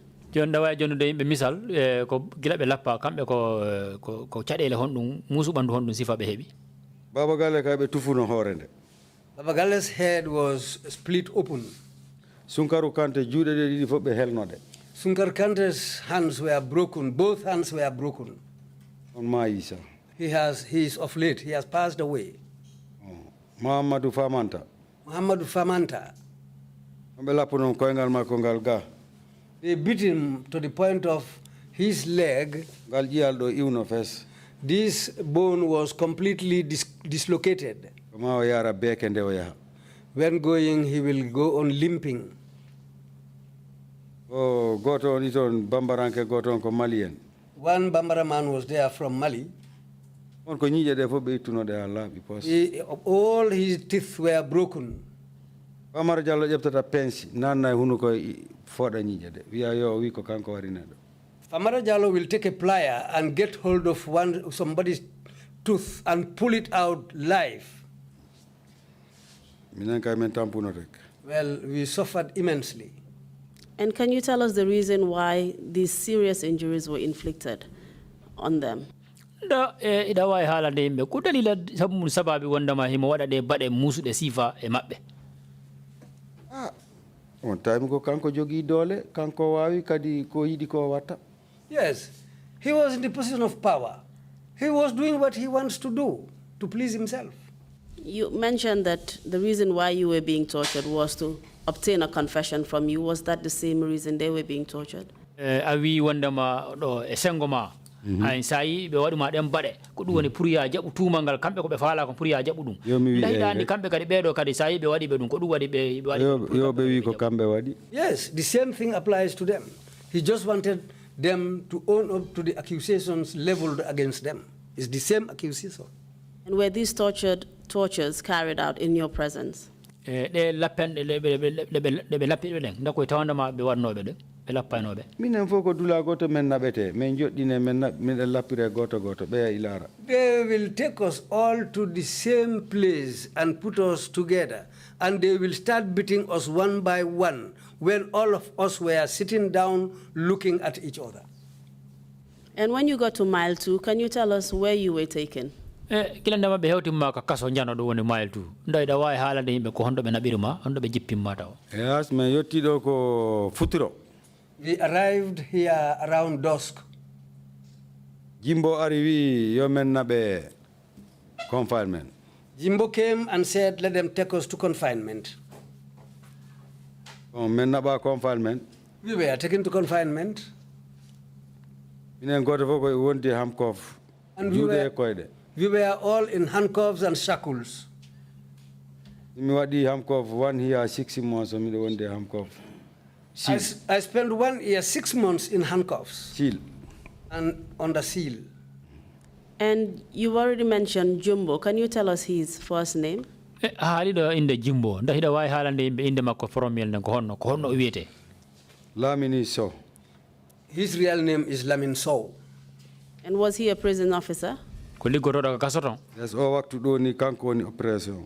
Yes, at this present moment, he is the operations officer.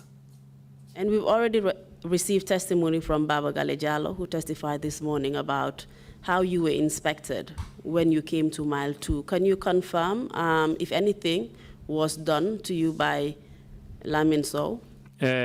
Ni hande bimbi do ni men jentini ke seedeyagal Baba Galle Jallo ngal nda ida way gongindinde ko haali do kon gila be hewtinde ngo kasoton dum woni mile 2 nda ko haali do ko nda ida way gongindinde ko sifa dem bade be wadno on dum don kon dum woni dum bade bonde be mbadi men mile 2. They did very bad things to us at mile 2. Parce que gila min ngari don min ngala jam mi den bada sil tan sil. When we arrived there, we had no peace. We continuously were under seal. A lot of time we have ko juda men woni. I said a lot si be iti do ko de be itata. Even when you are taking birth, They will remove the handcuffs for you to take birth, but the shackles will remain on the legs. Can you identify Lamin Sow if you see him? Lamin Sow, nda ida way mo anditude e jama si ay imo. Lamin Sow, yes. Ko kanko jogi mi dubi sapo jego jude makko mi woni. Yes, he is responsible for us. 16 years we were under his custody. Do you know his position at Mile 2? Nini kufendo ka wondo nda ida andi ko wondo ni makama mako kasoto. Yes, kanko ni operation. Yes, he is the man responsible for operations. He's the director of operations. Woni kanko yeso operation, woni yeso jonka operation officer. Yes, you are not director ko kanko. Yes, if the director is not there, he is the man in charge. And are you saying that he's directly responsible for all those prisoners under the confinement wing? Oy joni ni da way wonde wiide wonde ma be wonbe confinement ton fo soka be ton be go ben fo ko juror makko be woni. Ko fof wona wobbe ko fof. It's not some, it is every person at confinement. Gambia kaso Gambia foko kanko ni yeso operation, kanko ni mawdo. The whole prison system in the Gambia, he is now the head of operations unit. He's the director of operations. Will there be anything that can go on at the confinement that he will not be aware of? When confinement on no wodi ko way wawata wonde ton hara ko andanda wandam o famani ma o tinani fimu. No, Jimbo kala ko wadi kamender kaso woni confinement woni mem yaat o tinat o andat. Yes. Jimbo is aware of everything that goes on at the confinement and at the main yard. He is the man responsible. He knows everything. And when you say confinement, are you referring to the security wing of Mile 2 prisons? So we confinement. Da dum go woni security when Mile 2 kakasodo. Ko woni security wing no. Confinement woni security wing. If you hear confinement, that's where they call the security wing.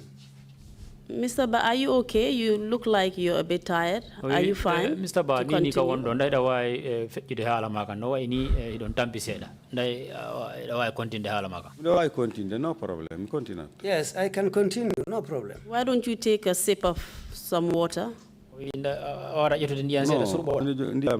problem. Yeah, there's water here. There's no problem. You've already mentioned that you were handcuffed in confinement for a period of about 1.5 years. Is that correct? We do wonder ma confinement on security wing. Jude madam fo chena no ko yata hitande ko fawemu. Hitande feccere lebbi sappo hitande lebbi jeego. Yes, I was in cuffs for 1 year 6 months. Was that normal for prisoners in confinement? Dum hino dagi dum woni neddo soka do pour wadire no dum ko dagi. Hedima juude mabbe parce que min komi prisonnier tan kambe jogi mi wada ko fala. Yes, it's left to them. I'm just a prisoner. Whatever they decide, that's what they'll do. I'm just a prisoner. It's left to them. But was it normal or not? Did you see other prisoners being handcuffed in such long periods as you were? Mi joma e golma nda dum ko hino dagi pour wadugol non neddo sabu wobbe be wonduda ton be dabben don kat hino wadira no. Na min tan wada dum ay si daga kine andi on time wona ko dagi be pala taw ko dole be usata. Yes, I was not the only man that this was meted on. But they will do whatever they want to do with people. This is what they were doing. You also mentioned that you were under seal. Can you explain what that means? We lokadi wanda ma jamanu hewtino wanda ma wattu mo anda ma wanda be medi ma wadde seal nda da way dum firtande yimbe dum ko hondum woni wigol be wadno ma seal woni wargol seal wenanu ma sel an yaltata ko der sel tan gonda kemba pon ma ton woni fof ma ko ton watta se ya weti be arabe wulita ma lawol gotol yalta hibba kemba pon ma acca arta back leloda nata sele be wada handcuff acca. Seal means you will be handcuffed and you will be in the cell throughout. Only in the morning they will come and open the door of the cell. You go and empty your kemba pot and clean it. You come back into the cell after cleaning the kemba pot, and they will lock you up again. And how is that mode of confinement different from the other prisoners in detention at confinement? Joni gondon sengo sifa gondon nangugol neddo du woni be wada ma seal kon dum woni serti e kanyum may be wada be detention confinement. Aya, comme sertiri beda subaka be udite. Be yilo ha 5 ta be inderton kono be yilo sak ajuma be fo be golla. The difference is that we are permanently locked up. But as for the others, they will open the doors in the morning. They will go around and stroll around in the camp until around 5 o'clock when they will go back again into their cells. But that's not the reason. That's not what happens to us. So basically the others had more freedom than you had. Awahino ini beda bendong ko be hebi kong firta ko be hebi kong woni arsi ko be hebi kong onon ala ding arsi geji sifa Dal no ini dal ko be wondi ko jammo be wondi o minen men ala on jam. Yeah, the peace those people have and the freedom they have in the prison, we don't have that. And what were the general conditions at confinement at that time?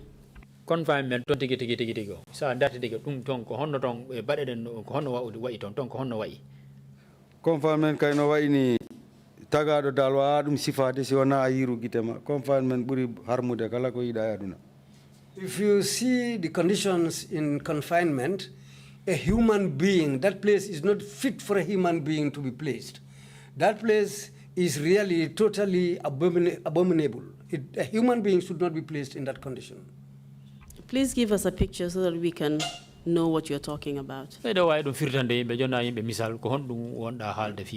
sabu on time. Yes, at that time, Imbe hanga be fetube.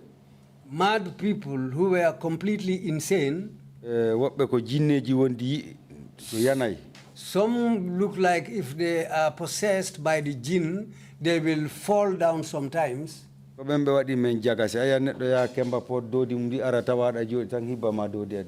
Yes, we were mixed up with those people. Somebody will just come and pick up a kemba pot and find you sitting down and pour the whole thing on your head. There's nothing you can do about it. If you want to say something, the officers will just come and tell you, you are all prisoners here. Just go away. This is what's happening there.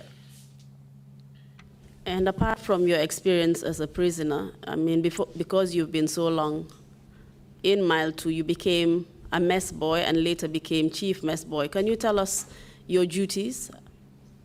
Oui, boyu gol mangol boyu da dong tong kasotong dum da sababi habe o jonnum be wima mess boy ha dum veje be wima chief mess boy dum woni mess boy mawdo dai da way halande yimbe commission do sa wiama chief mess boy en no tawa e golle maaro dum woni hon dum. Yes, mi do way andi mi boyi ton. Yes, I spent a long time there. Bon, kadi si yimbe waddi ni hare ni be haba. And if two people have a problem and even if they fight, I will come and separate them and try to mediate between them. The man who is wronged, I'll explain to him. And the other man who is the offender, I will also tell him that you have offended him. So this is why the officers believed in me and they said, okay, we will take you out and you will become the mess boy. Can you tell us about the appointment process? Who selects you? Yeah,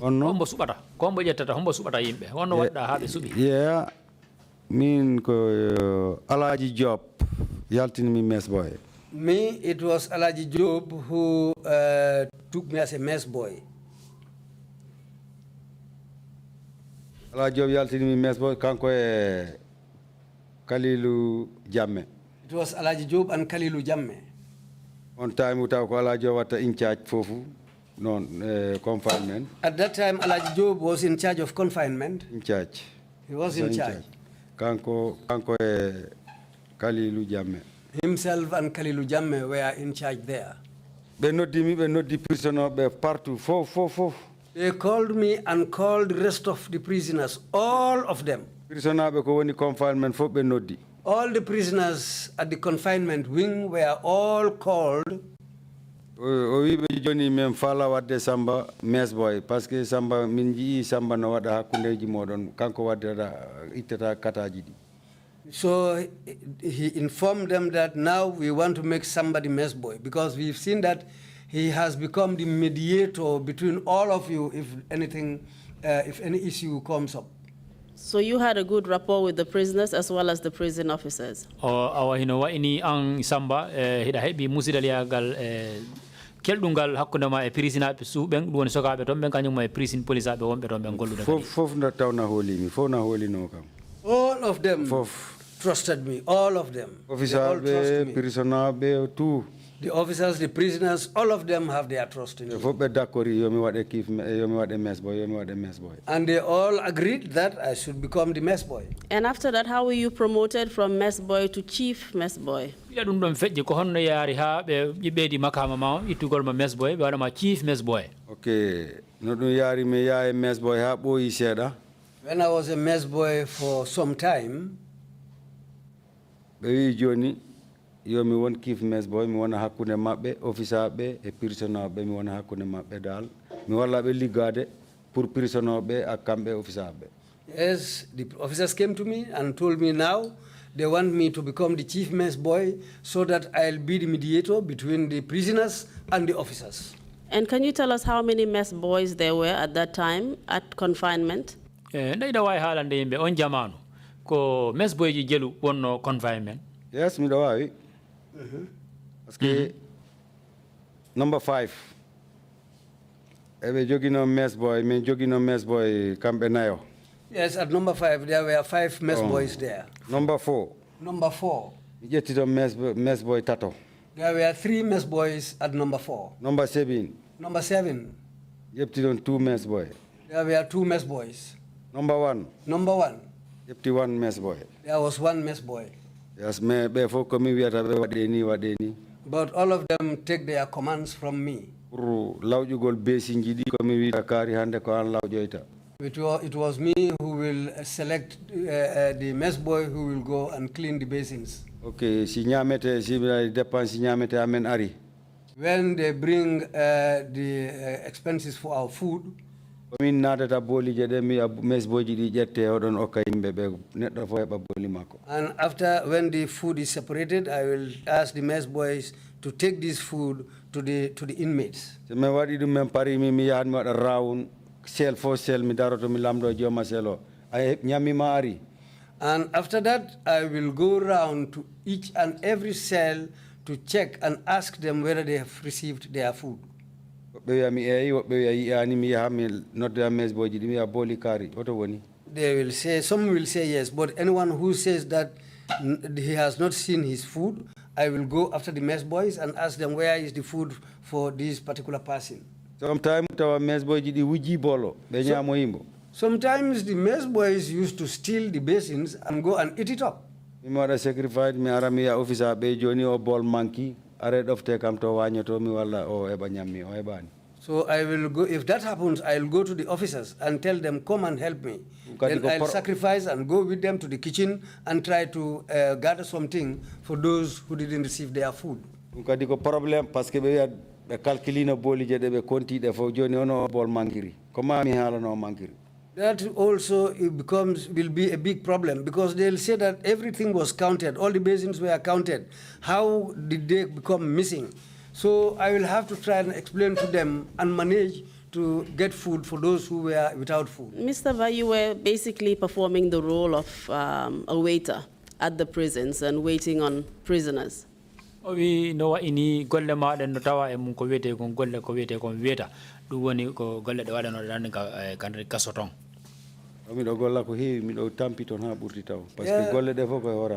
Yes, I do a lot of things in the prison, and that makes me very tired. I'm really tired of what I do there. You were also performing the role of the prison officers, I believe.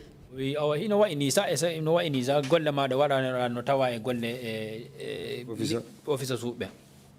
Kono ne way parce que officer si ari ko kodo anda chabi kaso.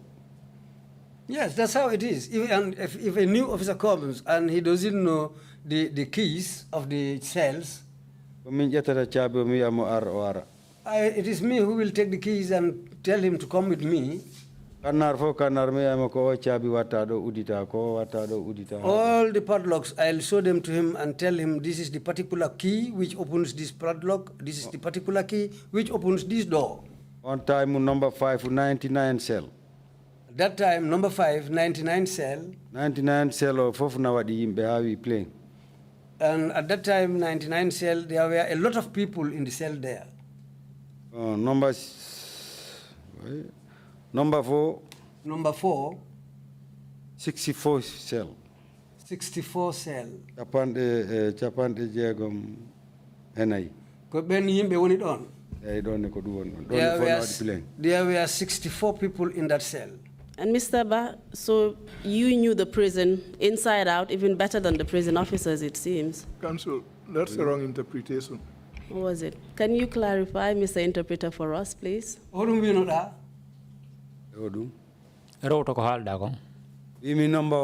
5. Number 5. 99 cell. 99 cell. Cell got a monkey temedere. Yes. Neto got a monkey 100. No, and it looks like there is 99 people in that cell. Ko seluji capada jena e jena woni jena cell wondo. Cell capada kala jena. Yes, on time ko gona mi do din cell ji fona wadi yimbe. Cell was cell ko neddo goto wonto. Neddo goto wonto don. Cell ko neddo goto wonto. Yes, it is now clear. He said there were 99 cells and each cell holds one person. Thank you very much for that clarification. Yeah. My last question to you was that you knew the ins and outs of the prison even more than the prison guards. Awa hino wa ini an kasa kitorum do an burno andu desa ko woni kon fejjude kan kasoton ha yawti kasoto ligoto me kasoton. Kasongo ala ko wonton ko mi anda. There is nothing that goes on in the prison which I don't know. And definitely that is why you're here today, so that you can tell us exactly what goes on in there, because we know that you've been there for a long time. And as chief mess boy, I mean, you must have been in a position of trust to be put there. Puria ardo jorda ka jodda don pour halna yimbe ko hondu woni dogude kan re kasoton tembe ne yakori wonda makadi si ayi a wada ma chief mess boy ko ka neddo ma nanda wana ka nedda holi ka hola do ko dum taki be jonnuma on place pour wona chief mess boy ko dum taki men suuma be suuma e der kaso gon don be pour ala jorda e nde jonde ne jodida don halna yimbe ko woni kon fejjude kan re kasoton hara suudan hefuza halna yimbe tigi tigi ko woni ko yahuda don. You've also told us that you were assisting the prison officers by performing some of their roles and in fact training recruits and junior prison officers. Te awido yimbe wondema hida wallitono ligge de andandama wondema dum woni liggotobe ka kasoton ben boni police ben golle mabbe den wonde wobbe mabbe sayda warande be golle mabbe den ha yahugol feji don sa hida jangina be ligge mabbe den ko hondum be foti wadde. It seems that your role as mess boy is indispensable in the prison system. We hino wa ini ligge mada wi gol ko wadada ko mess boy ko ligge de andandama wondema hida hollir hida wadde no fewiri no fodir no be yakorno ema. Yes. Kindly tell us, you've already explained some of your duties, but for example, can we take it in areas, and let's start with what the food was like. We've already received a lot of testimony from other witnesses, as well as Baba Galejalo this morning, but just briefly, tell us whether or not you felt if the food was fit for human consumption or not. Joni da way haalande yimbe kadi sengo go kadi dum woni sengo nyaamete on gonga men nani do sengo baba galle ko sifi do ko fi nyaamete on kono joni ha an kadi joni ha joni da way haalande yimbe kasoton an e miijo ma e yugol ma ko honno yiruda fi nyaamete on ko honno walori der ton ko honno dum way nyaamete on no garaw. Well, the food there was very, very bad. There is nothing good in the food they serve us. Because first time. Because in the beginning, at earlier days, papo. What they call pap. First time every day you wanna dimas. First time in those days, apart from Sundays. Every day they used to make pap for us. The pap is very bad.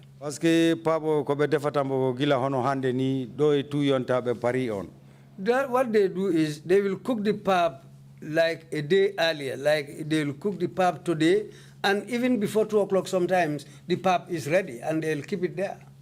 They will leave it there until the following morning.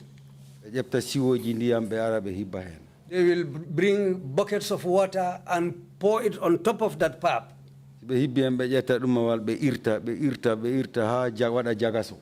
When they put water, when they add water onto this pap, they will take sticks and start mixing it up until it is completely mixed with the water. This is what they will share into bowls in the morning and give it to the prisoners. Each cell, you see these big buckets.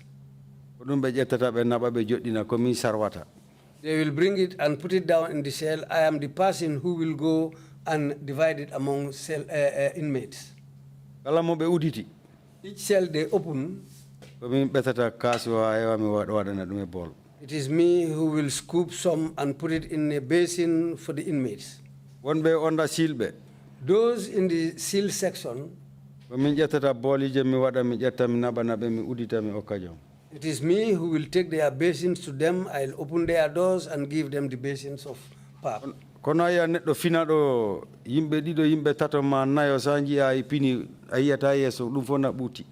Sometimes people will wake up in the morning, 2 to 3 people, you will see their faces completely swollen. If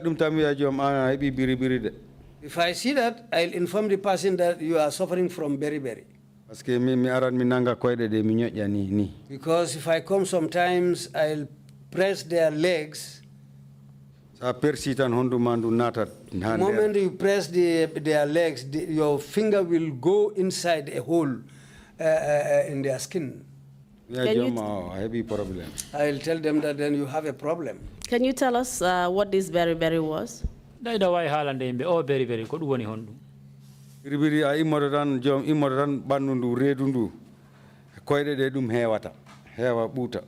moment somebody has beriberi, it starts with the legs, they'll become swollen, the stomach, and the face. Is it a kind of illness? I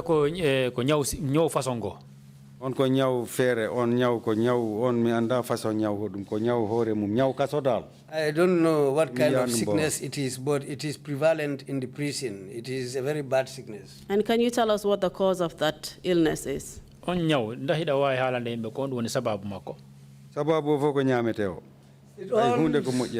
It all boils down to bad food.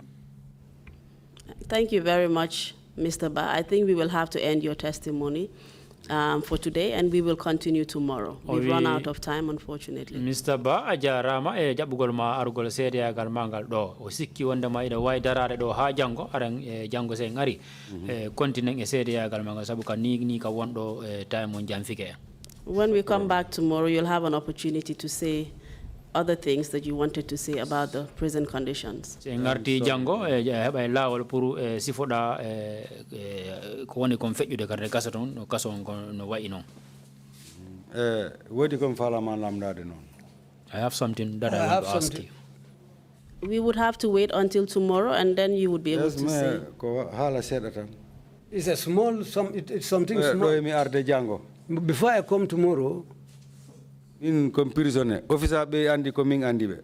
I am a prisoner, and the officers, I know them. Magi yepu hamna man mo lenam. I know all of them there. So, dumna labi, si mi hali fof, mi do jude mabe, mi do ender kaso. If I say all, they are responsible for me. I am in their hands. Vida? Si mi hali kangandumi ko fo. If I say all what I know, if I go back to the prison, it might be very bad for me. Are you saying that telling the truth or saying the truth here before the TRRC is going to put your personal safety at jeopardy? Nda afala wide wondama yimbe wondama si a haali do gonga on fof ko anduda kon yeso TRRC do si a ruttike don dum jettade jonnete bitte seeda. Yes. We can,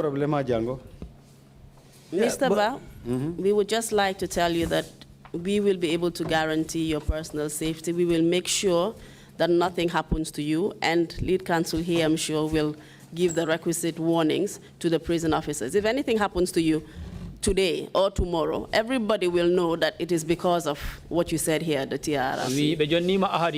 TRRC jonni ma ahadi dum hino ni sa yeso jo mabbe dum woni e lead council hino ari ni ko dum ari o woni arde ko dum woni ugade ni argol jodagal pour jonna e wajagol jama on fop surtout dum woni jogibe mabbe nga kasoton si goddum hebi ma do ha ginande ma do hande ha jango wore ko rewete mum. And Mr. Ba, I have already told you as well that you have a vested interest in telling the truth to the TRRC because you're a death row inmate and you've also been sentenced to life. So there's very little likelihood that you are leaving Mile 2.